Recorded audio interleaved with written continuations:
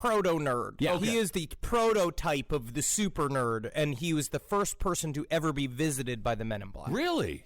Albert Bender was a chief timekeeper at the Acme Shear Company, which was, at the time, the world's largest manufacturer of scissors. Wait, hold on a second. You're telling me that this guy was the chief timekeeper when everyone is busting their ass to make scissors so that you can inevitably stab your family with them? He's just like, what do you do? He's like, I keep the time. Yeah, that's it. I am the timekeeper.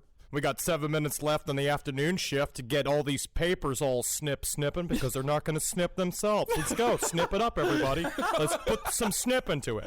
All right, come on. It's a scissor factory. That's amazing. So this guy, he was like one of the first jobs to be lost to automation. In this case, just a clock. Very much so. Okay. Yeah. I mean, I'd imagine, and I mean, I don't know exactly how these assembly lines work, but I would imagine in an assembly line type of atmosphere, Right. a guy keeping time on everything and making sure that everybody is doing exactly what they should, exactly when they should, is a very important job. Maybe I'll like him maybe a little bit further on in the story, but right now I hate the chief timekeeper. But part of it is that I think it's a lateral move, because at some point he's sitting there and be like, I have a question. Why have we not developed any left-handed scissors? And they're like, yo, how about we make you the timekeeper? Not the most hated position in the factory. Because of Albert's obsession with time, he kept 20 chiming clocks in the attic room where he lived, and every 15 minutes they'd all go off at once. Wow, this guy, this is a Twilight Zone episode. Oh, yeah. I guess it kind of is in a weird way, huh? It really is, especially because he turned his entire apartment into a horror house. Yeah. The house where that attic room was located was shared with his stepfather, but Albert made the best of it by painting his walls with super metal images of monsters and ghosts. All right. Like, he was actually a pretty cool guy. This dude was into it. He was watching the first, the formations of the first sci-fi movies. He was a big sci-fi nerd. All of the amazing stories articles is what he was deeply into. He loved adventure stories and things about flying saucers and ghosts and vampires and shit. And he lived in a creepy house filled with clocks. Yeah. That he also painted demons all over the walls, which he shared with his stepfather, which is a weird relationship to cohabitate with. Now, as Henry said, this guy, Albert Bender, made his room into a makeshift haunted house that he called his Chamber of Horrors, and he built the whole thing just to scare his friends when they came over. Whole thing had rubber bats, and he constantly played 1950s Halloween sound effects records full of thunder and sobbing. He'd invite the women over from the factories with their other factory boyfriends, because when you work in a factory with women that their jobs are to polish the scissors, and the men's jobs are to hinge the scissors, and they all have to keep each other sane so they don't start stabbing each other with the scissors. It's a dangerous office, yeah. And so he would do these fun things where he'd invite everybody to have a party at his house, and he's like, you must see my Chamber of Horrors. And they all go up into the attic, and where he lived with his stepfather, and he's like, never mind father, he's not my real father. And then he'd go and they'd be like looking at it, because also this is like the 1940s, so they haven't seen shit like this. They don't really understand the idea of a predilection with ghosts and demons. And so they'd be like, what the fuck is this? And then he'd rig these things up where he could drop spiders from the ceilings onto the girls. And he was like, and they just ran back to the arms of their strong boyfriends, and I say, who needs them? I would never mess with anyone who works it's a knife factory. Yeah, it's a glorified knife factory. Yeah, but you can just go buy knives. You don't have to get knives from work. No, but you could take them from work back in the day. You could just do that. Whatever. So, what was the wife still around, or no? It was just him and his just stepfather. him and his stepfather. Yeah. Who knows? Wow. Two single dudes just fucking having a killer time, man. You're right about that. That's a strange combo. See, Albert, he came from one of those witchy families who always told horrifying stories about what became of their relatives. You know those types of families where just something bad has happened to everybody. Right. Like, for example, one tale the family told said a relative died of a brain hemorrhage caused by a ghost that haunted the local cemetery. Yeah, that is fucking awesome. It was a hot ghost woman. That's true. Really? There's a lot of info here. But Bender also suffered from intense OCD, as well as another possible undiagnosed condition, which may have contributed to some of his more fantastical interpretations of the events to follow, but We'll get into that later. Honestly, OCD, probably a good condition to have for the chief timekeeper. The best condition to have for Yes. chief timekeeper. Okay. Yeah, exactly. That's how you make sure every second is accounted for and not a single snip is left on the fucking dance floor. So Albert Bender's deep dive into the paranormal began in 1946, a full year and a half prior to the Kenneth Arnold sightings, which many in the UFO community consider to be the first major credible sighting of modern times. Look that up if you want some good UFO history. It's the first major recorded UFO sighting. He was a pilot, and he submitted an official record of seeing these discs flying around his plane. Yeah. So he's really on the forefront here of all of this stuff. Oh, yeah, because the whole thing with him started with the ill-fated Flight 19, whose disappearance kicked off the world's fascination with the Bermuda Triangle. And now we know that was ocean farts. Yeah, basically, right? After that, Albert devoted every free moment he could find to researching the paranormal and the occult. By 1950, that research had intensified to the point where Bender felt confident enough to establish, along with a few buddies, one of the first UFO networks, the precursor to organizations like NICAP and MUFON.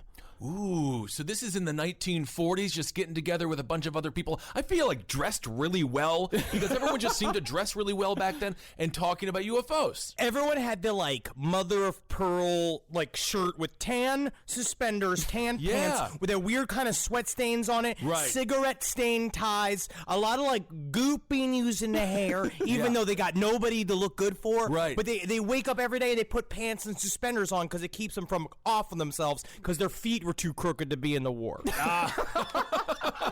Well, that's not so bad if you don't got to be in the war. Now, Bender's network was the International Flying Saucer Bureau, a.k.a. the IFSB. This is gonna be me. Once I'm done with all this show business fucking bullshit, I'm gonna be able to just discard all of this stuff and just go and just let my mind play and form a group of other like-minded individuals. Yes. And we will get to the bottom of the Men in Black issue. If I ever have children, I can't wait to go and have them visit Uncle Henry, and then I'll slowly pull them closer to me, and then we'll leave. You're too innocent to handle the truth. I've been marred by the truth. All Turned right, into then. this bent creature. Good to see you, Henry. Now, it took 2 years from the original conception of the IFSB for it to get off the ground, but when it finally did, the whole thing took off in part to its relatively popular magazine, Space Review. Here's my review, Jupiter. 1 star. What's wrong No with... tits on it. I'm gonna tell you what, 1 star, no tits on it. Also, would not serve me a hot dog, no matter how much I yelled at it. That is, it's a planet, so... But the IFSB nor Space Review were fated to last very long, as just a few months after it was all established, the harassment began. They were getting harassed? They were getting harassed. Why are you going to harass these people? Oh, you're about to find out. Oh, my God. Leave them alone. You didn't read the outline. Yeah. Makes me more in the moment. No, I did. I pretend to forget it. That's a trick. It's like when I have that little Men in Black clicker. It's all a performance, Henry. See, that's my performance is so good that you don't even think I'm forget. performing. Yeah, that's true. Mark is going to test. I'm looking at it right now. Good Lord. Well, the harassment began with what would become a regular part of Men in Black encounters, phone calls. Now, when the MIB call, sometimes the receiver is met only with an eerie silence. But I'm gonna have to correct you on there. It's MIB. MIB. You've got to say it. You got to say the MIB. Right. I will fight you on this. yeah, All right. I have to say the MIB. I can't say MIB. I don't know. Mib makes them sound like they have the same body as the Violator from Punisher. I just feel like it's like, hey, how are you? We're Mib. And it doesn't quite instill the fear of MIB, but at the same time, I like it, though. I do like it It still. sounds like the mentally handicapped man that J. Edgar Hoover kept underneath his desk that would suck on his feet all day. Well, thank God. I'm gonna get that, John Lennon. Ooh. All right. Won't call them MIBs anymore. I like Mibs. Now, what's the difference between Men in Black and MIB? MIB stands for a group of them. But doesn't Men in Black, it's not Man in Black. At no point is it ever a Man in Black. Are they ever alone? Yeah. They are, okay. The MIB is just, you say Men in Black, when it is you're talking about them esoterically. Okay. MIB is the entire genre of Men in Black. See, I believe MIB. No. Oh. Men in Black. Men in Black is the entomological origin. You know what? I am actually understanding why this made you dumber. Just get it out. Get it out. The Men in Black is the concept of Men in Black. Okay. And MIB are a group of Men in Black. All right.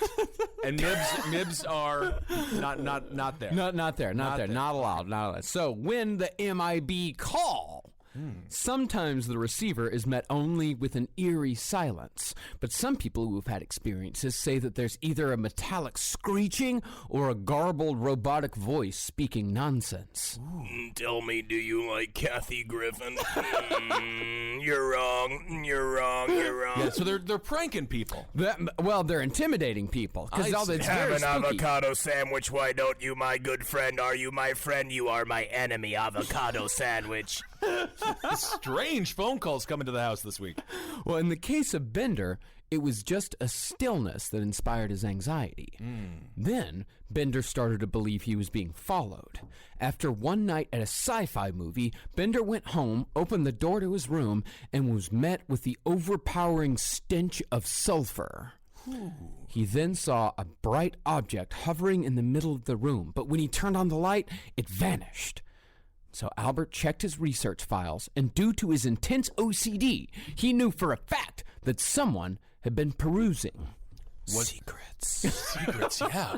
Or just like the stepfather looking for like a pair of socks to wear because he didn't want to go wash any of his own socks, and then that was. There's got to be a titty magazine somewhere in one of these shelves. And things only got worse from there. For an entire year, Bender was put through the ringer, followed everywhere by the smell of sulfur, plagued with migraines and poltergeist activity, and most disturbing of all, he was haunted by men in black suits. There's a scene in this that I thought it's pretty fun, where he is at the movie theater watching a movie and he felt someone staring at him. I don't know if any of you have ever had that. I get it quite a bit because I like to see horror movies alone and I cackle throughout them. So people just kind of stare at me all the time. They're always eyeballing me, and it's just been like, do you really want to be eyeballing the man cackling alone in the horror movie? Like, should you be? Like, I don't think you should. You should leave him to his fucking devices. Well, So I don't know. I don't think you were really intimidating too many people either. Because you got your big gulp, you got your nachos. Well, I have brought either a canned wine or a canned beer. I'm sitting there drinking it and they fucking go between my legs, sucking on my vape. There's a lot of reasons people are looking at me. Sure. But I'm sitting there to imagine, but Alfred Bender's sitting there watching the movie, and he feels something staring at him. And then he looks over, and there's a man crouched at the end of the row staring at him, and his eyes are glowing like this, wow, wow, wow, wow. And then he's like, what? And he turns away, looks back, dude's gone. And then he sees this again and again. He's walking to the streets alone, seeing these things with glowing eyes coming at him. And I have this whole scene in my head of him walking through the alleyways to that Billy Idol song, Eyes Without a Face. The one that inspired Richard Ramirez. Yeah. Interesting. I don't know the rest of the words. So he's having a real Pee Wee Herman experience in that movie theater. Everyone's just staring at him, doing whatever he's doing. Oh, yeah. My goodness. Yeah, and he said that every time he'd see these men, he'd feel sick to his stomach. Then they actually showed up at his house in a group of 3. They were all wearing black suits and Homburg hats, which are pretty much like a slightly different style of fedora. They're very nice hats and a lot better than fedoras overall. Yeah, I suppose so. Sure. I'd say it's definitely a choice. Yeah. That's what people did back then, though. So the men communicated with Bender telepathically and told him that any and all research on UFOs should stop immediately. When he first got spoken to by them, at first he didn't know what was happening. What you would start to do is they have during the International Flying Saucer, was it Bureau? Yeah. International Flying Saucer Bureau, I believe, yes. Well, during the IFSB meetings, they would have these beliefs. They would sit and be like, first of all, what we're doing here is we're welcoming aliens to the planet Earth. Okay. At the time, there was a lot of fear of flying saucers and aliens. So they were like, we're going to be the welcome crew. So a part of what they used to do, which is now what quote-unquote, Dr. Stephen Greer does, they sit in a circle, and they would mentally picture themselves shooting up into the universe and sending a message of peace out, saying, come aliens, come to us, come on me, oh, come. Right, I think you're getting stuck on the word there, yeah.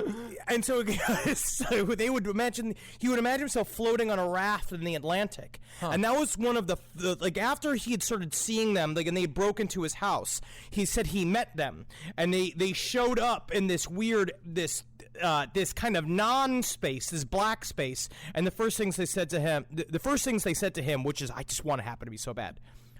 You have dedicated yourself to the solution of the strange problem of unidentified objects in your atmosphere. Your interest is deep and sincere, and you have devoted many hours to it. We also know that such interest and determination might lead to something that could bring you harm. So then after that, there's like, I also brought some punch, and I know, Steve, you were supposed to bring some cookies for last week's mistake. What do you do? How do you even look at these people after all this? Man, I mean, everybody's just like, wow. But then, are they friends in public? No, what do you never acknowledge these secret friends. You never acknowledge each other. No. It was like when I did a group of all comedian D&D playing. It was a bunch of us playing D&D together, and no one would speak about it out loud to anyone else. Okay, it's a secret. And the interesting thing about that big ritual that they would do, where they would all sit around together, is they would print in Space Review, they would announce what date and time they'd be doing it, and they would ask all the readers to do it at the same time. That's awesome! So they would which also is really interesting because, to bring up the Invisibles a little bit, Grant Morrison did much the same type of thing when the Invisibles was on the verge of being canceled. We talked about this before, where he asked all of the readers to do a masturbation schedule all at the same time to save the series from being canceled, and it worked. Look at that. Oh, yeah. So these types of mass, these big mass rituals are, I wouldn't say they're real or anything like that, but there's something to it. There's something to all that shit. What if you were late? Would Bender? He would kick you out. Yeah, I feel like he's not dealing with he's a tardiness. timekeeper. That's his first job, no matter what. Interesting. Well, after the Men in Black told Bender to cease all investigative activities, they then confiscated every copy of Space Review that they could find and disappeared in a cloud of yellow fog, again leaving behind the smell of sulfur. Farts. Right. And so, just a year and a half after publication began, Space Review had its last issue, printed with this message. The mystery of the flying saucers is no longer a mystery. The source is already known, but any information about this is being withheld by orders from a higher source. Secrets. We would like to print the full story in Space Review, but because of the nature of the information, we have been advised in the negative. Sorry. We advise those engaged in saucer work to be very cautious. All right. Is it possible the sulfur, maybe it was a dangerous situation with the sewers? You do want No, to you're thinking of methane. Sulfur and methane are two very They different. smell different? Very different. Very different. Both smells, though. Yeah, sulfur smells Think like about what- hell, and methane smells like farts. That's what farts are. I They're thought methane. that sulfur smelled. Sulfur has a bit of a fart smell to No, it. it's like sulfur is matches. I don't know. You know what I mean? I never took that sommelier class where I could smell the different things and right. tell what it is. No, I guess the sulfur actually you light a match after something. All right. Yeah, sulfur covers up the fart. Sure. Cancels out. Yes. Now, of course, a cryptic message like the one Henry just read was perfect fodder for the already competitive and paranoid field of UFO research. These guys have been jealous of each other from the very beginning. Oh, they weren't getting along. Oh, well, different UFO groups are very jealous of other UFO groups because they all want to be the only one with the story. Right. And even though Bender dropped the story for the time being, a fellow IFSB member named Gray Barker picked it up and ran with it. Okay.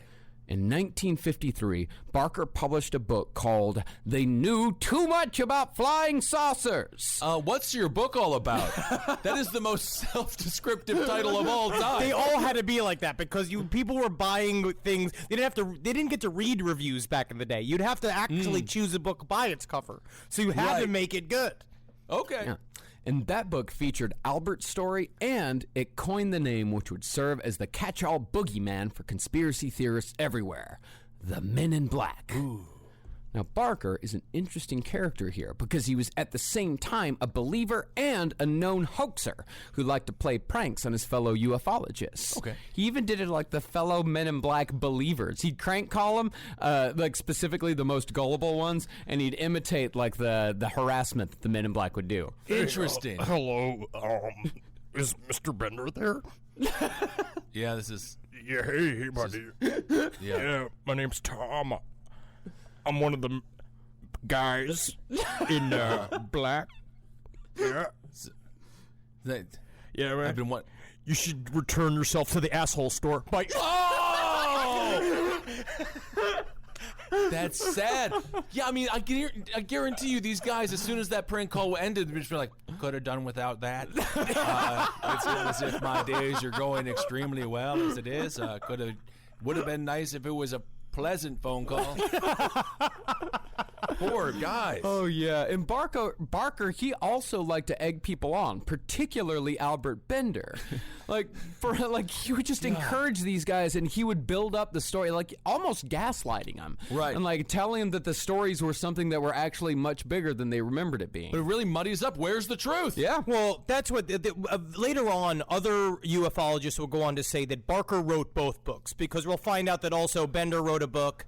Well, I'll get into that after that. Let me get into that after that. Yeah. But Bender was really serious about the story. There's a core truth in this that seems to be, at some point, he was actually approached by, like, feds at some point and telling him to stop it. And then that was the original impetus to stop the IFSB. He was getting really fucking paranoid. And at the time, like, obviously, when you are dealing with all this alien stuff, for him, it was like goofy. But then it seemed to be, there actually were eyes on him. And then Barker went and kind of flipped it up to sell some books. I see. Okay. So Barker doesn't seem to be he's not the nicest guy. He's playing around a little bit. Well, he's part of the mythos of ufology is storytellers like Barker. Okay. Yeah, and so, like, Bender, for a while, he stuck to the, relatively tame, if not spooky, Men in Black story that he originally told. Okay. But 9 years after that encounter, Bender published a book called Flying Saucers and the Three Men. And who boy is it a doozy. No. I read about 30 pages of it. And it gets pretty erotic. It gets erotic? There's a lot of erotic writing going on with these characters. There's Really? specifically one guy that we're going to talk about later on. In the alien abduction sense of erotica, like the fellow that we interviewed, Henry? Yes. Oh, I see. Yeah. He gets real Barbarella with it. And so he's writing all of this stuff next to his stepfather? Just like staring at his stepfather? Yeah, man, because the sex isn't happening in his room next to his stepfather, so it's happening in his mind.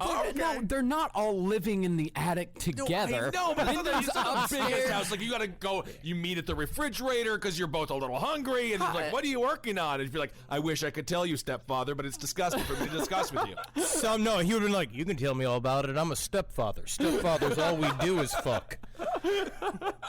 Well, in the story of the Flying Saucers and the Three Men, the Men in Black didn't just threaten Bender and vanish into a cloud of yellow fog. In this version, the three men surrounded Bender and rendered him unconscious with nothing more than a touch of their hand on his shoulders.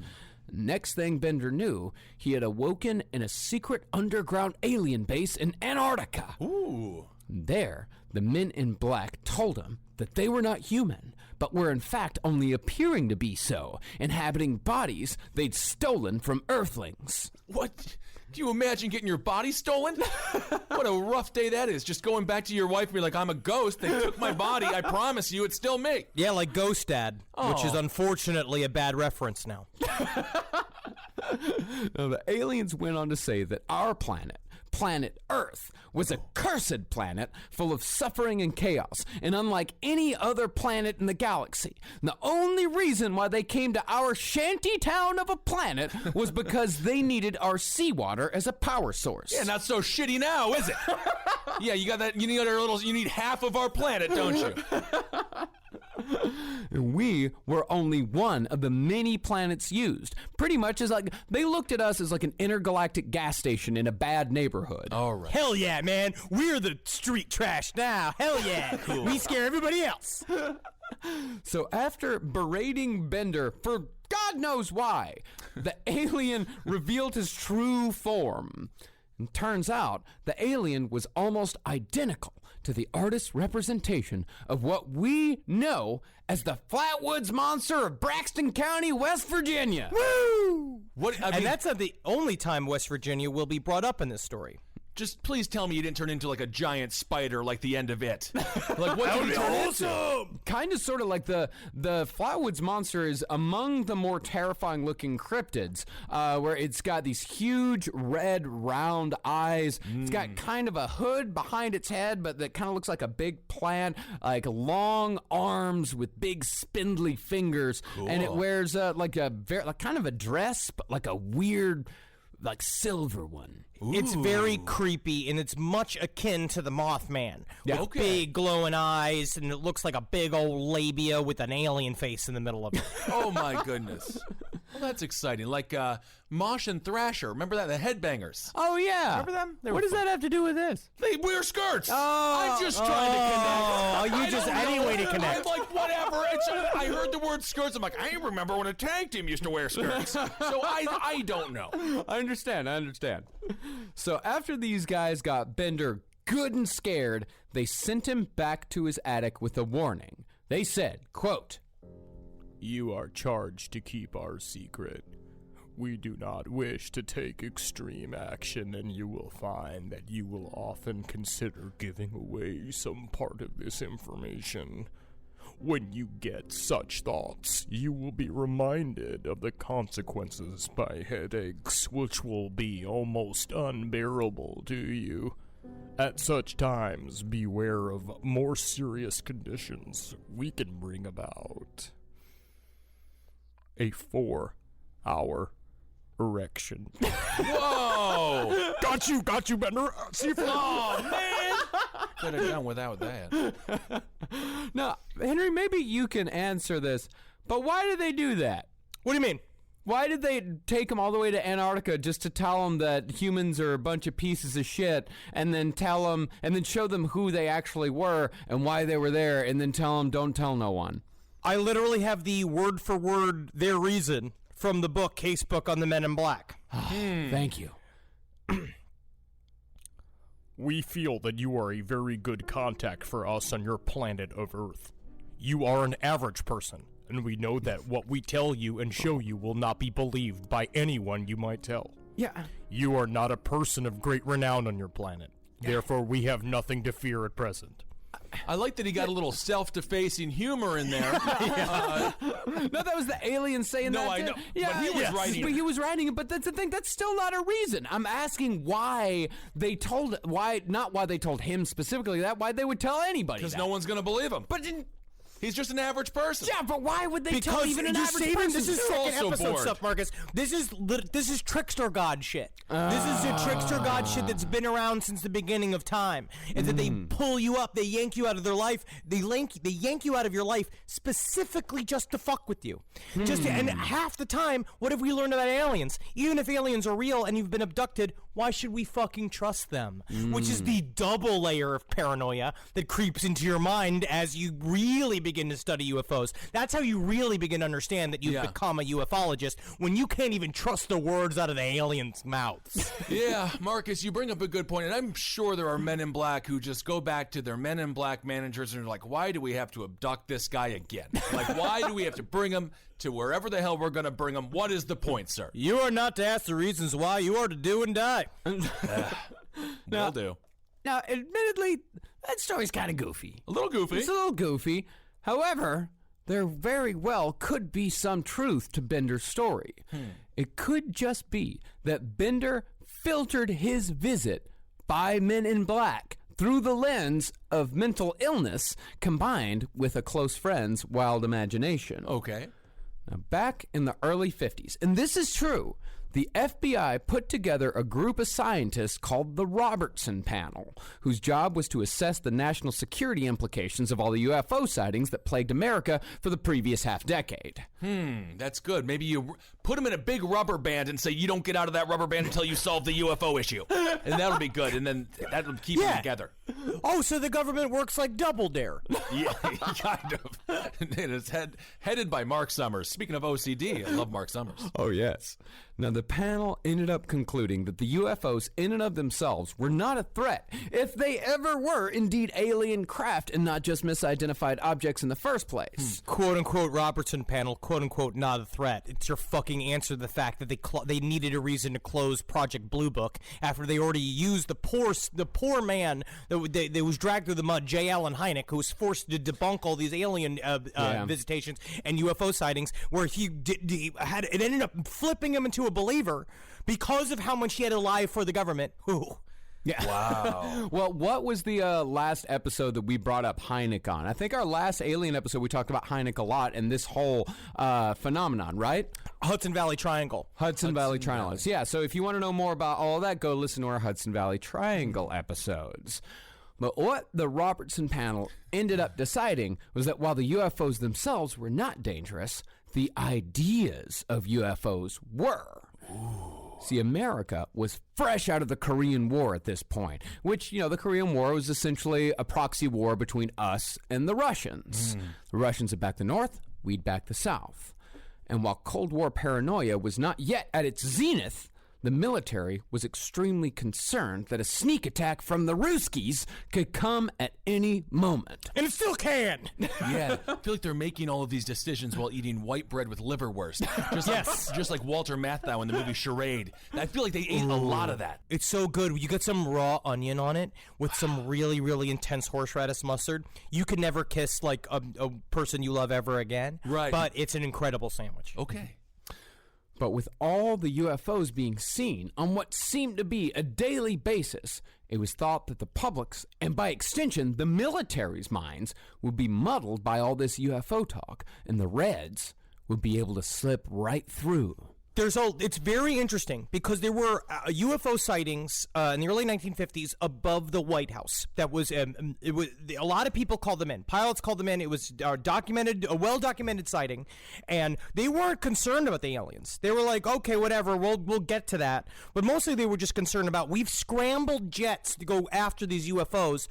The Russians will just attack us one of these times. And what if they're making the UFOs? Because now that's a whole other side jaunt to this whole story, is the beginnings of people, whether it's a kind of a chicken and the egg scenario, whether you believe somebody if you believe Philip Corso that wrote all of the book about Roswell, but the idea is that when Roswell when the ship that crashed at Roswell, they were trying to retro make it into a UFO of their own, and there were several countries trying to make these weird saucer-like planes. So they were thinking that number one, this could be a foreign technology that's coming to attack us, and number two, the people that are propagating the belief in the extraterrestrial version of the story of UFOs could be filled with communists that are using it to distract us. I just don't feel like they had that technology because they had satellites so easy, a dog could pilot it. So maybe they weren't quite there yet.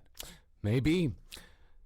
Now, after the Robertson Panel, FBI Director J. Edgar Hoover, known for cracking down on subversive cultural elements in America, gave his own 2 cents. Okay. He started to think that the commies might start infiltrating UFO groups like Albert Bender's IFSB. Hoover's thinking went that one of these guys in one of these groups could create a panic were they to gain enough credibility. And that panic would distract the Air Force, which would leave America wide open for a sneak Russian attack. That makes all the sense in the world, Mr. Hoover. Thank you for coming into the war room today to tell us your strategy and plan.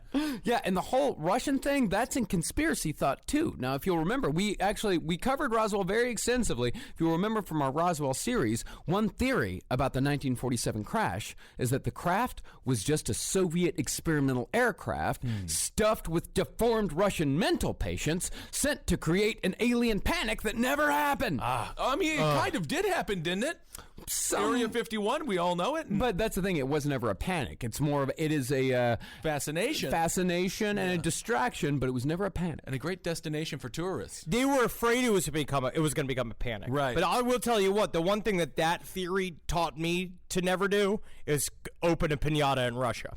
Because I never want to see that shit. I never want that to be. No. Yeah, and the alien question was so burning in the minds of the government that J. Edgar Hoover actually sent out for a copy of Gray Barker's book, They Knew Too Much About Flying Saucers. And that's actually a matter of public record. Really? There are many records on the book that showed that J. Edgar Hoover was actively researching these UFO groups. He really felt, I mean, obviously we know how paranoid and how awful J. Edgar Hoover was, but he went deep into it. So there is a whole world of feds investigating these UFO researchers that I honestly think is the first indication of where these Men in Black stories came from. Sure. I mean, it seems like they're taking these people a little too seriously, aren't they? It's just a group of guys getting Fuck together. you. No, it's real. But if you're J. Edgar Hoover, like, we got really big issues going on, civil rights, war, all this kind of stuff.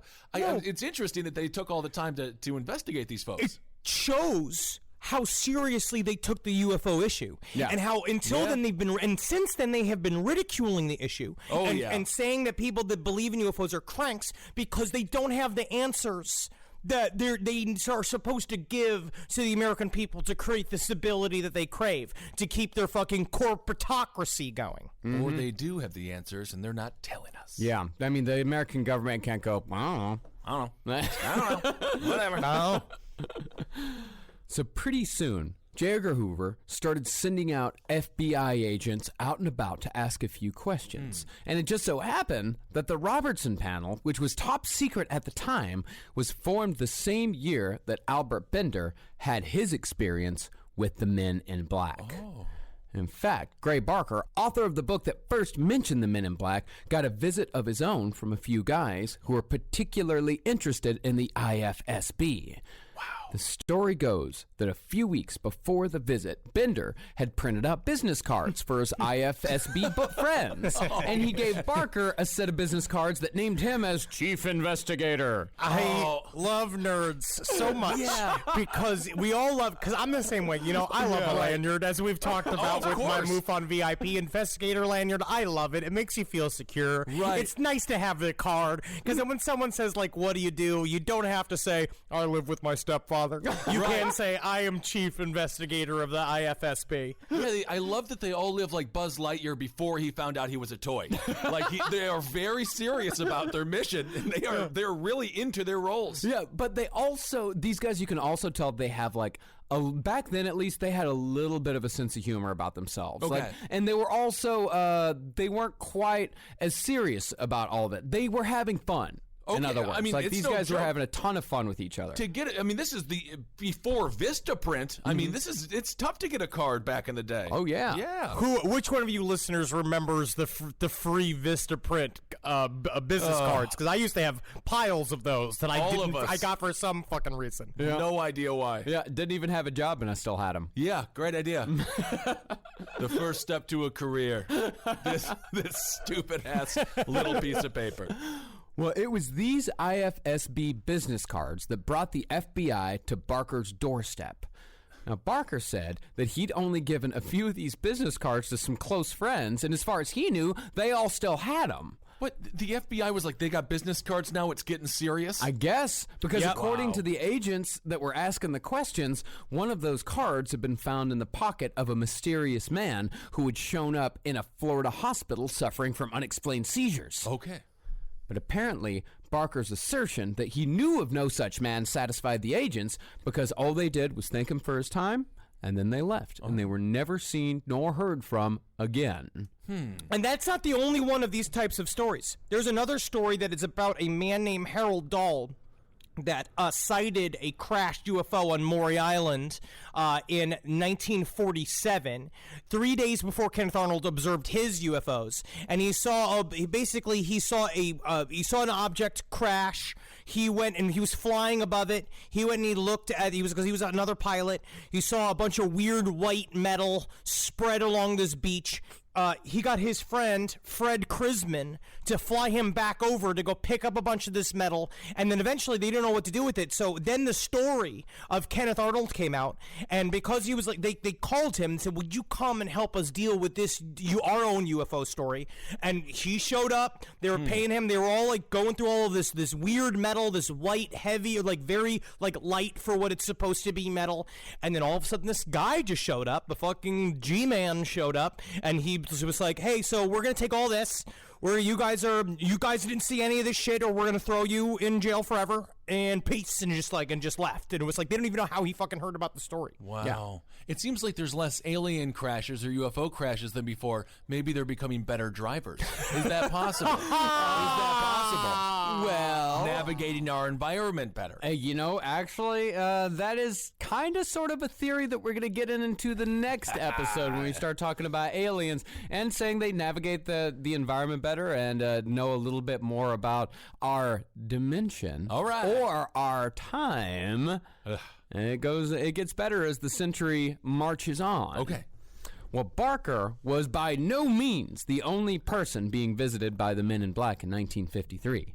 That same year, 2 of them showed up in an attorney's office in parts unknown, as the story was told to UFO investigator Harold T. Wilkins under condition of anonymity. Cool. According to the source, 2 6.5-foot tall, abnormally thin men dressed in the classic Men in Black suit, black fedora 1-2, appeared one day unexpectedly in the attorney's office where the source worked. Interesting. These 2 men were immediately given high-level jobs within the company, but no one but the head boss knew who they were or what exactly it was that they were supposed to be doing there. But what people did know was that the 2 men weren't normal. For example, their wrists and hands didn't seem to have any joints at all. Really? And they appeared as if they had only a vague notion of how a human acted, as if they had just skimmed an informational pamphlet a few days earlier. But it's weird with them where it's like they didn't know how doors worked. They would walk up to shit and be like, what is this apparatus? And they're like, that's a door. How'd you even get in here if you couldn't use it in the first place? And so it's the high strain just kind of starts immediately. Interesting. Yeah. It would be hard to open a door without bones in your fingers. Yeah, I suppose so, if you had no joints or anything. Right. But, that's the thing. Maybe they were just some sort of vegetable material that could be bent at will. Could be. Could be. Or they could only enter places that are the push doors. Then how do you get out? Well, in addition to all that, these guys also had superhuman strength.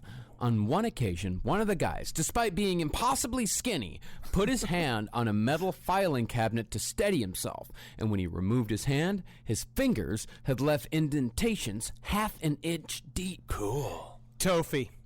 Yeah, like me. Oh, yeah. Thin on the outside, fat on the inside. Well, of course, one of the employees who were freaked out beyond belief called the FBI, as one did in those days when suspicious characters were about. Wow. But the MIBs must have gotten word, because by the time the FBI showed up, the strangers were gone. Interesting. Today's last podcast on the left is brought to you by Blue Apron. Skip meal planning and get straight to cooking with Blue Apron. Enjoy unforgettable meals inspired by the vibrant cooking of the Mediterranean, like seared salmon and spicy orange salsa. Centered around fruits, veggies, lean meats, and plenty of olive oil, these recipes are deliciously nutritious. With incredible ingredients and chef-designed recipes, Blue Apron lets you see the power of what food can do. Blue Apron delivers farm-fresh ingredients and step-by-step recipes to your door, and the menu changes every week based on what's in season and is designed by Blue Apron's in-house culinary team. Blue Apron offers 3 plans: the 2-person meal plan, the family meal plan, and the wine plan. We here at the Parks Hidalgo household love Blue Apron because, we are extremely busy people. We both do a lot of podcasts, so we don't have a whole lot of time for grocery shopping, and that's why it's wonderful to come home and have a Blue Apron Apron box sitting on your doorstep. So check out this week's menu and get your first 3 meals free at blueapron.com/LEFT. That's blueapron.com/LEFT to get your first 3 meals free. Blue Apron, a better way to cook. Now, these are just examples of what I would say is the more normal half of the Men in Black stories. Wait, what? Which is we're That was the normal half? Yeah, buddy. Yeah. Can I get a Bud Light line? Because I don't think I can handle all. If that's the normal half, I think I got to check, please. This is the shit where Men in Black are very scary. There's a part of it where we're about to head into the high strangeness area of the Men in Black. The part where they kind of jump the plot, where they go from being misconstrued G-men to being the demons of the ufology world. Okay. So on September 11th, 1976, Dr. Herbert Hopkins, a general practitioner who practiced hypnotherapy, received a visit from the Men in Black concerning an alleged alien abductee the Hopkins had been working with named David Stevens. Oh, all right. And that's when they had really, really nice pocket watches to put you to get you into that zone. Yeah, that's where you have to be, and then they suck your dick first. I don't That's a think part that of the they do. process. So David Stevens' abduction was pretty run-of-the-mill, but it still caught the attention of the Men in Black, which is actually fairly common in these cases. And it's actually rare that the Men in Black show up on the scene of a sighting that's gotten a lot of media attention. Why is that? We'll get into it. Okay. We'll get into it, kids. I'm Just be patient. just asking questions here. So one night, Hopkins got a phone call from someone claiming to be from the New Jersey UFO Research Organization, a.k.a. NJUFRO. Yeah, Najufro, man. Thing was, though, the NJUFRO didn't really exist. What do you mean? There was no NJUFRO. Well, then who called? The Man in Black did. Oh, my. From Jersey. Oh. But Hopkins took the stranger at his word and invited him over that very same night. And this here is another fairly common occurrence when it comes to Men in Black encounters. Oftentimes, people go completely against their normal instincts and will invite these strangers into their home without ever really questioning it.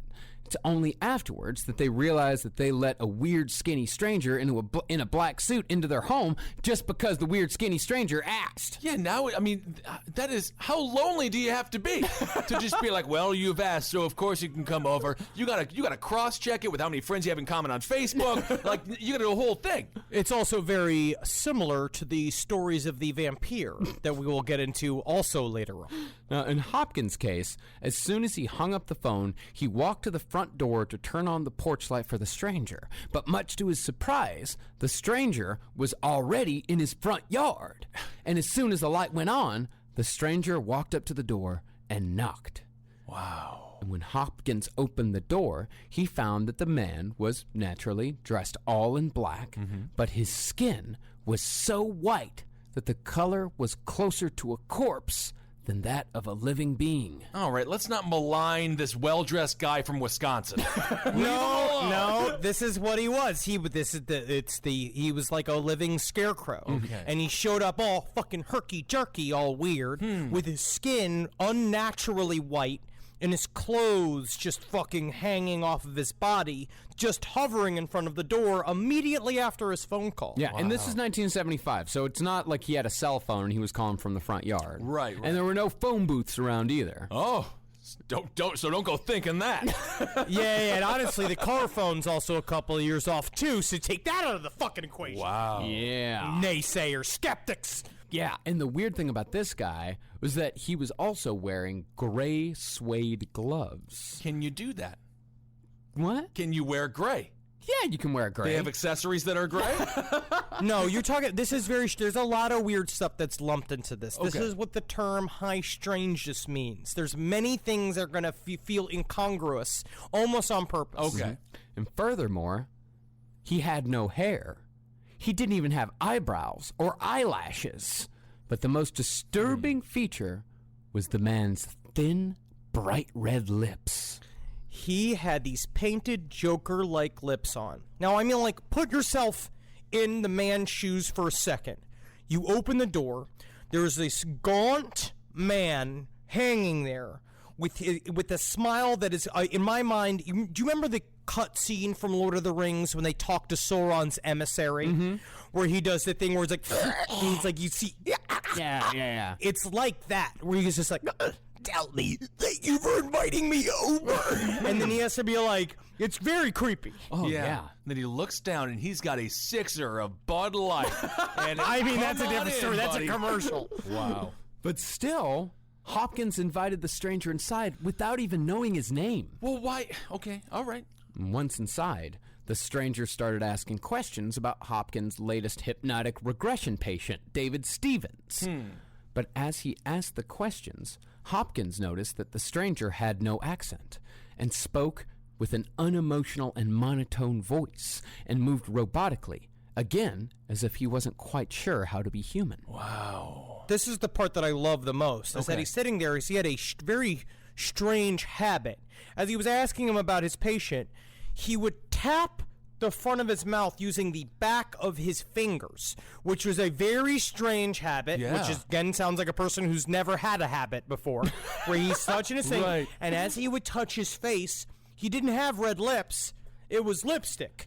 He literally had a hole with no lips, painted on lips on top of it, and he kept wiping them off onto his gloves. He's going, Excuse me, there seems to be a problem with my lips. There seems to be a problem with my lips. Wow, that's scary. Yeah, and after the stranger gleaned as much information as he could about David Stevens, he changed tack and started guessing the contents of Hopkins' pockets. Well, what other content could he get other than like,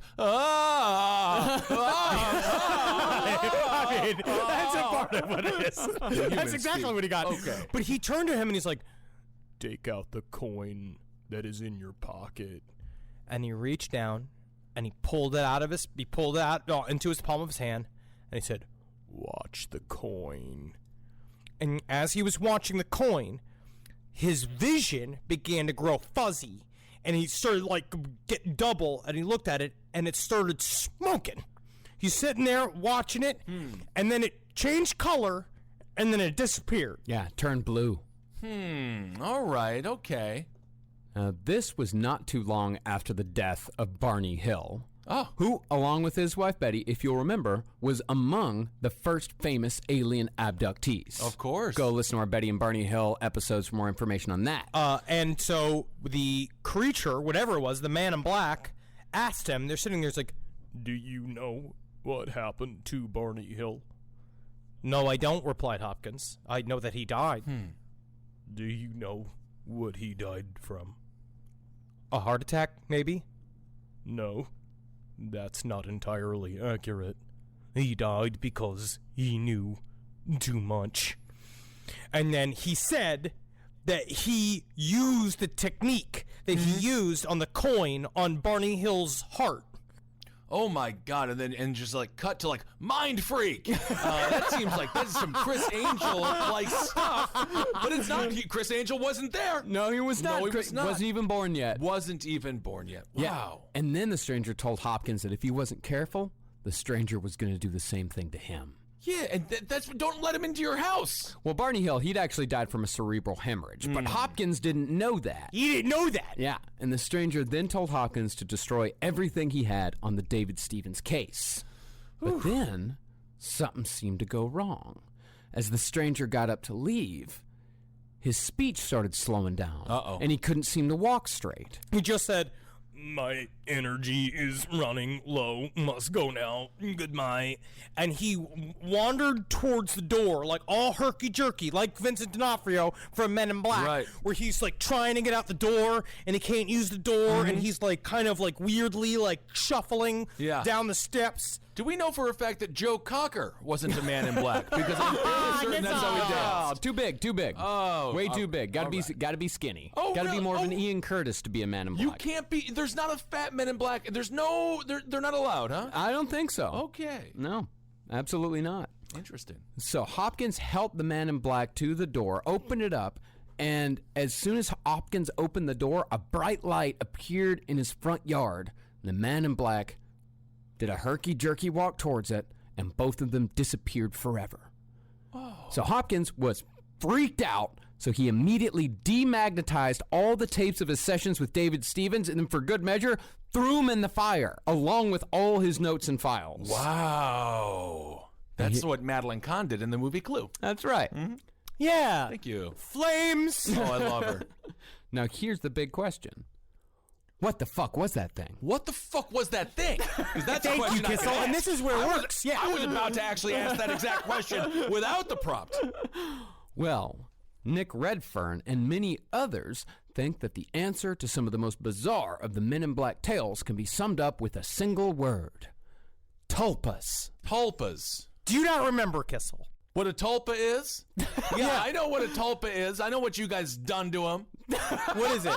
What is a tulpa? What do you mean what we done to him? Tulpas? What do you mean? What do you think a tulpa is? You know, I'm not gonna. This isn't a fashion show. You know, I don't gotta get too deep into what I know about tulpas. Well, to give you a refresher. We covered these things a long time ago. Yeah. A tulpa, maybe this will jog your memory, Okay. is a kind of thought form energy ghost. Yeah, that's what I'm talking about. A thought form energy ghost. Uh-huh. Yeah. Yeah. Yeah. Yeah. So what is a thought form energy ghost? It's the thing that you guys did gross things with. No. I don't know that. I never did anything gross with a tulpa. With a tulpa? No. All He had right. a fleshlight. What do you? I don't know. That's Which, and the fleshlight was very real and manufactured in Yeah. China. I just used my hands. all right. I used that as well. So we all know what a tulpa is. But it's a part of it. But it's truly like, how do you explain something like this? You could just straight up say that man is lying and nothing ever happened, right? Right. Which is obviously a thing which does happen quite a bit. People seek attention. But the Men in Black phenomenon, this is just one example of it. And next episode, we're going to go into even more of these examples of this entity that seems to be created almost by us. Yeah. Yeah. Like it's- that with the use of a tulpa. A tulpa is a being that is brought into the real world from the imagination of the conjurer using nothing but sheer will. Yeah. It is theorized. No crap. no dur. Yeah. No dur. Yeah, yinzers. No, it is theorized that the Men in Black are actually tulpas, created by nothing more than the sheer imagination of Albert Bender. Bender's possible experiences with the FBI combined with his own mental powers and the imaginations of his fellow ufologist cohorts essentially brought a living idea into this world. Okay. I have a working theory in my mind that if you are already seeing UFOs, don't you fucking laugh No, at me, Kissel. I do want to know how is it a working theory? But I don't want to. Working theory means that it hasn't been proved yet and you're still working on it. I know. I'm working on it. I'm not even. Which means, and I'm writing nothing. I'm doing no math, so I'm technically not helping science at all.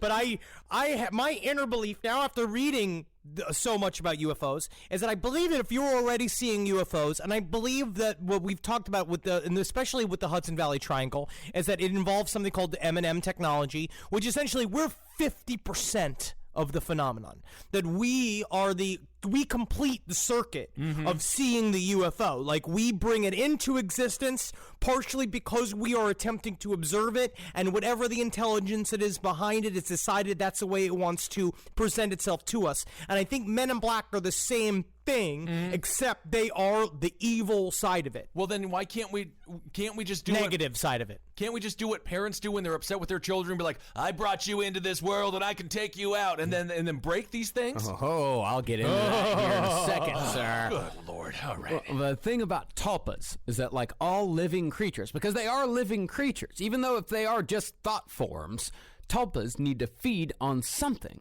And what tulpas need to survive is high emotion. Whether Yeah, like Roseanne.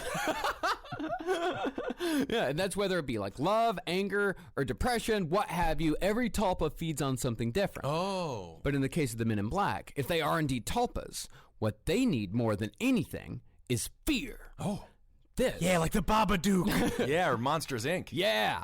This, Redfern argues, is why the Men in Black seem to go after cases that are in the grand scheme inconsequential, like the David Stevens case. Okay. Now, the Men in Black, they're not visiting like the Travis Waltons of the world, the Men at Fire in the Sky guy, because if they were to visit that guy, then they'd just be a small part of the story.